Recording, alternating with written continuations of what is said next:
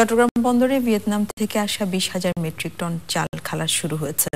গত 13 জুলাই চট্টগ্রাম বন্দরে বহির্নোঙরে চালবাহী প্রথম জাহাজ এমভি ভিসায় ভিসিটি পৌঁছার পর 18 ও 19 জুলাই 2 দিন লাইটার জাহাজের মাধ্যমে 2,500 মেট্রিক টন চাল খালাস করা হয়। বৃহস্পতিবার ভোরে চট্টগ্রাম বন্দর জেটিতে নিয়ে আনা হলেও বৈরী আবহাওয়ার কারণে চাল খালাস করা সম্ভব হয়নি। শুক্রবার আবহাওয়া অনুকূল হওয়ায় চাল খালাস করা হয়। সে সময় এনবিআর এর চেয়ারম্যান নজিবুর রহমান, বন্দরের chairman rear admiral M Khaled Iqbal, custom commissioner Mohammad Abdullah, বন্দর পরিচালক এম জাফর আলম ও খাদ্য অধিদপ্তরের কর্মকর্তারা উপস্থিত ছিলেন। চট্টগ্রাম সিটি মেয়র আজম নাসিরউদ্দিন বলেছেন, আগামী 1 বছরের মধ্যে সিটি কর্পোরেশন এলাকায় কোনো রাস্তা আর কাঁচা থাকবে না। বর্ষা কমলে ক্ষতিগ্রস্ত সড়কগুলোর সংস্কার করা হবে।